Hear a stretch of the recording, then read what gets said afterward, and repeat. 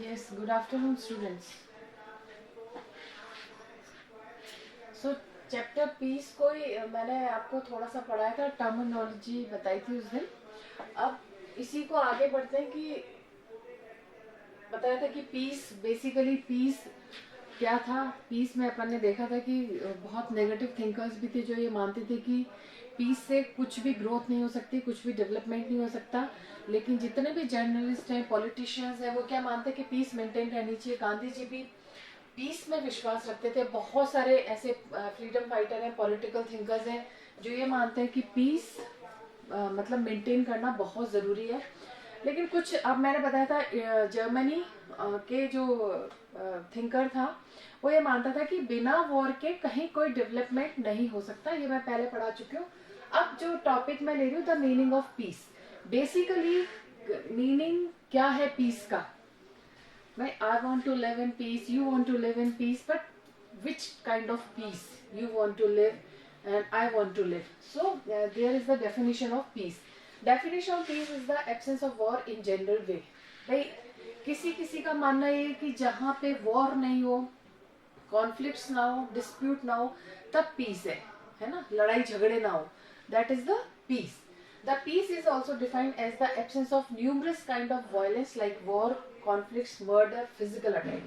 Piece को अगर हम देखा जाए तो दूसरी तरह से डिफाइन कर सकते हैं कि पीस पीस पीस कब है.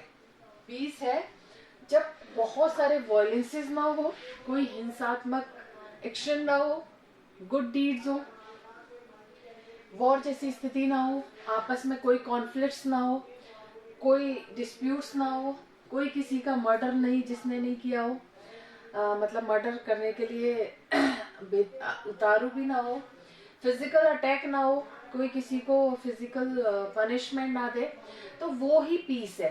तो एक तो अपन ने मान लिया कि what is peace. Peace is the absence of wars and other one is peace is the defined as the absence of numerous kind of violence, war, conflict, murder, physical attack. The form of violence in the society is seen in the form of structural violence. जो violence create होता है, मैंने structural violence बताया था कि दो community आपस में झगड़ती हैं, है ना, लड़ती हैं अपने रिलीजन बेस्ड पे या अपनी कल्चर बेस्ड पे, तो स्ट्रक्चरल वायलेंस वो होता है. तो कोई भी सोसाइटी में वायलेंस ना हो, चाहे वो कम्युनिटी बेस्ड हो, चाहे वो रिलीजन बेस्ड हो, चाहे वो लैंग्वेज बेस्ड हो, चाहे वो रीजन बेस्ड हो, कोई भी वायलेंस होना नहीं चाहिए. That is the peace. Next है caste hierarchy, class disparity, patriarchy, colonisation, racism, communalism harm the peace in the form of structural violence. कि अगर कास्ट की रिजिडिटी है, हम कास्ट को लेके ही चल रहे हैं, तो कास्ट रिजिडिटी हो गया, क्लास डिस्पैरिटी होता है, डिस्क्रिमिनेशन हो गया, लोअर लेवल और हायर लेवल और middle level, that is the class disparity. एक वो चीज अलग है, इनकम ग्रुप अलग बात है, डिस्क्रिमिनेशन की बात है, डिस्पैरिटी की बात है. पैट्रियार्की जहाँ पे मेल डोमिनेशन ज्यादा है, फीमेल्स को कम लिबर्टी दी गई है. कॉलोनियलाइजेशन जिसमें बाहर के लोग अपनी कॉलोनी एस्टेब्लिश कर लेते हैं.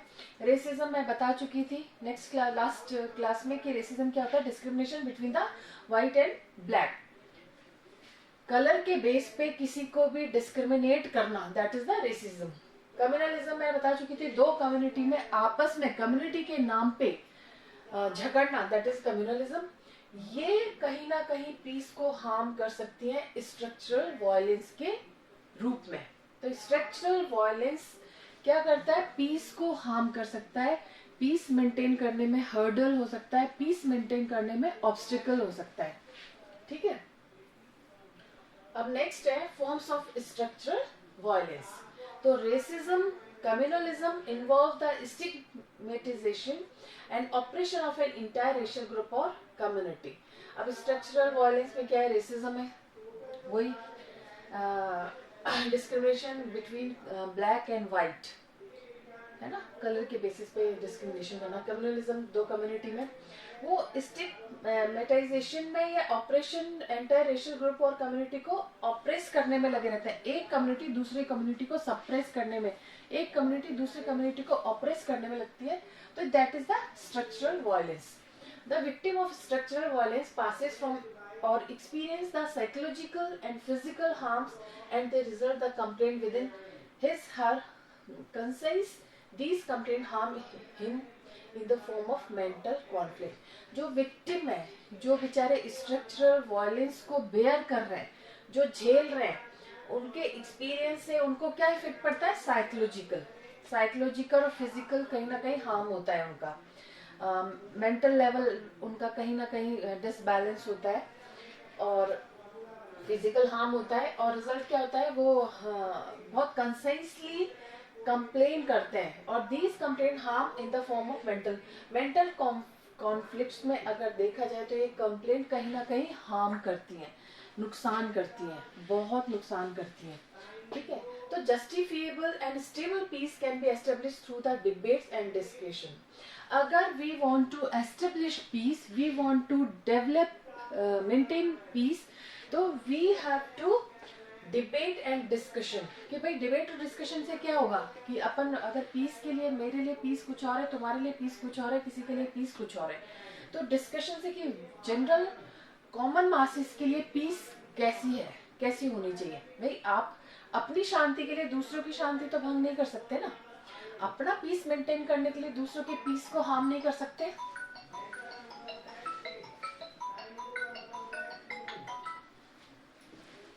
ठीक है, दूसरों के पीस को हार्म नहीं कर सकते। ठीक है, तो एलिमिनेटिंग वायलेंस ये तो आपको समझ आ गया कि स्ट्रक्चरल वायलेंस किस फॉर्म में है।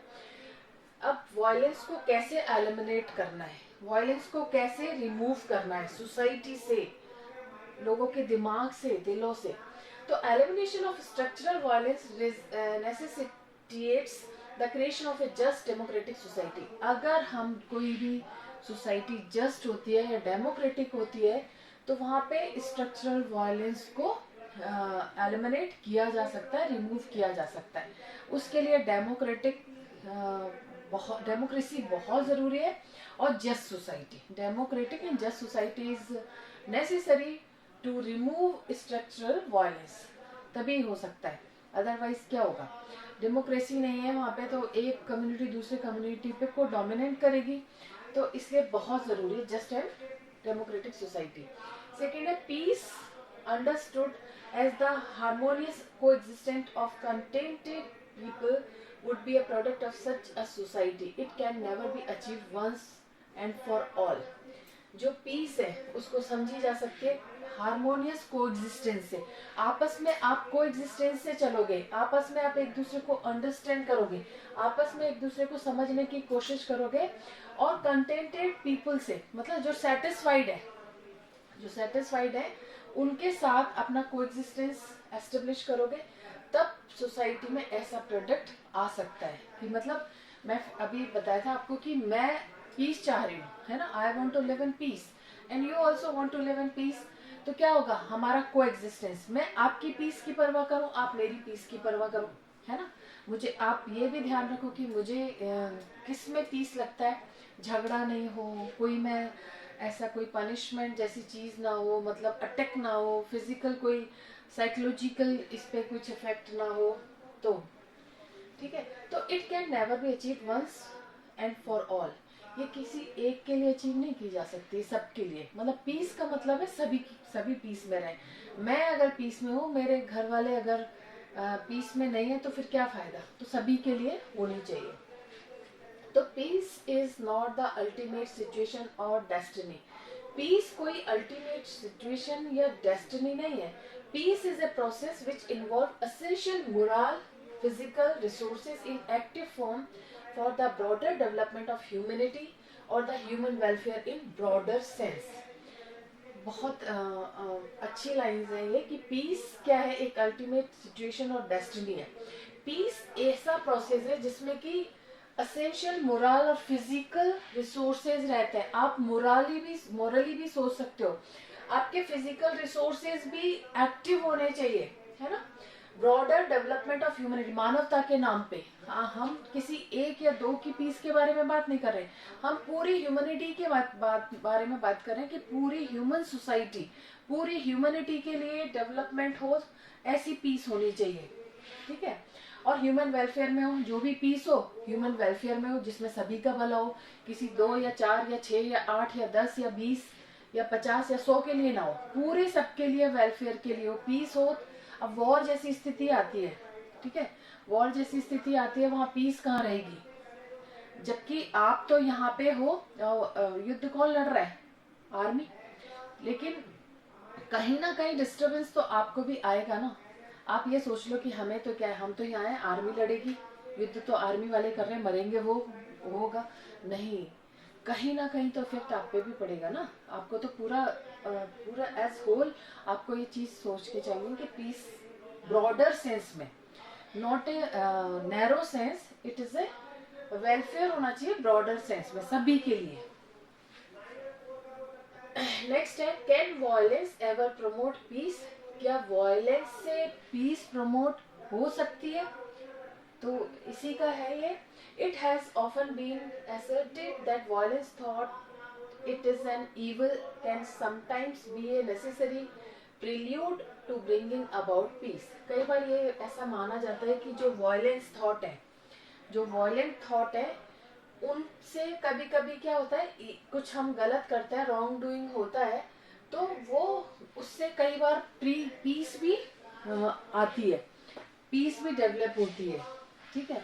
तो Gandhi ji had adopted non violent routes of resistance of the British government. Gandhi ji ने जो पाथ अडॉप्ट किया था, that was the non violence. वो चाहते थे कि अंग्रेजों से हमें छुटकारा मिले तो नॉन वायलेंटली मिले। हम हिंसक करके उनको मारें, वो हमको मारें, उससे कोई रिजल्ट नहीं आएगा, रिजल्ट नहीं आएंगे। तो गांधी जी बिलीव करते थे नॉन वायलेंट रूट्स पे, वो रेजिस्ट करो डिसओबे करके, ठीक है, वायलेंस से नहीं, डिसओबे। उनकी पॉलिसीज को अडॉप्ट ही मत करो, उनके लॉस को मानो ही मत, तब तो हो सकता है। उसके ऑफिसर्स को मार दिया, ऑफिसर ने फिर यहाँ के लोगों को मार दिया, उससे नहीं होता। तो गांधी जी ने नॉन वायलेंट रूट अडॉप्ट किया था रेजिस्टेंस का ब्रिटिश के अगेंस्ट, ठीक है। और इसी से हमें इंडिपेंडेंट जो कह सकते हैं, इंडिपेंडेंस अटेन हुई थी। इसी नॉन वायलेंस जो एक मेथड था, एक प्रोसीजर था, जो एक पॉलिसी थी गांधी जी की, उसी से हमें इंडिपेंडेंस अटेन हुई थी। Martin Luther King inspired by Mahatma Gandhi. जो मार्टिन लूथर किंग थे वो महात्मा गांधी से काफी इंस्पायर्ड थे। In 1960 led the movement against the system of discrimination by white people against the black people in United States of America। Martin Luther king जो थे वो गांधी जी से काफी इंस्पायर थे, काफी इन्फ्लुएंस थे, इंस्पिरेशन मानते थे। तो उन्होंने 1960 में एक मूवमेंट की उनके लीडरशिप में हुआ, जो वाइट लोगों का जो वायलेंस, वाइट लोगों का जो डोमिनेंस है वो अगेंस्ट द ब्लैक पीपल, मतलब वही गोरे और काले के बीच में जो भेद था, उस मूवमेंट को लेके मार्टिन लूथर किंग ने महात्मा गांधी की जो फिलॉसफी थी, जो आइडियोलॉजी थी, उसको फॉलो किया। Peace and the state. तो every state sees itself as an independent and supreme entity. हर स्टेट खुद, हर कंट्री खुद को क्या मानता है, कि इंडिपेंडेंट मानता है और सुप्रीम मानता है, कि आई एम द सुप्रीम, मतलब नेशन की बात हो रही है, वो मानता है। It causes ambitious to protect and promote only the self interest. इसमें रीजन होता है कि ये जो सेल्फ इंटरेस्ट को ही प्रमोट करता है, अपनी एम्बिशंस को ही प्रोटेक्ट करता है बेसिकली। तो people who accept peace as the supreme value, जो लोग मानते हैं कि पीस एक सुप्रीम वैल्यू है, एक एसेंशियल एलिमेंट है for the society, for the nation, for the people, for the humanity, ठीक है। तो they stand against violence even in any justifiable movement against unjust. तो इसके लिए दे स्टैंड अगेंस्ट, उन्होंने वायलेंस के अगेंस्ट खड़ा रहना है। अगर कोई भी इनजस्टिफाइड मूवमेंट इनजस्टिस के अगेंस्ट है, तो मतलब वायलेंस को अवॉइड करना है, वायलेंट नहीं होना है। दे मोरली रेजिस्ट वायलेंस। ऐसे लोग ज्यादातर मोरली क्या करते हैं, रेजिस्ट करते हैं वायलेंस को, कि नहीं वायलेंस नहीं होना चाहिए, वायलेंस बिल्कुल भी नहीं होता। The struggle for democracy and human rights is closely linked to the safeguarding of peace. जो डेमोक्रेसी के लिए जो स्ट्रगल है, जो ह्यूमन राइट्स है, वो आपस में एक दूसरे से लिंक्ड अप है, जुड़े हुए हैं। जिससे कि पीस को सेफगार्ड मिलता है, जिससे कि पीस मेंटेन रह सकती है। ये ही दोनों चीजें, democracy and human rights.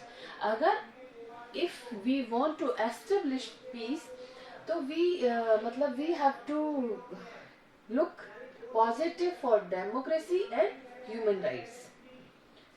Next is different approaches to the pursue of peace. अब पीस को परस्यू करने के लिए क्या क्या डिफरेंट अप्रोचेज हैं, डिफरेंट आइडियोलॉजी क्या है, भाई हम कैसे पीस को परस्यू करें, कैसे पीस एस्टेब्लिश करें, तो उसके लिए डिफरेंट आइडियोलॉजी है।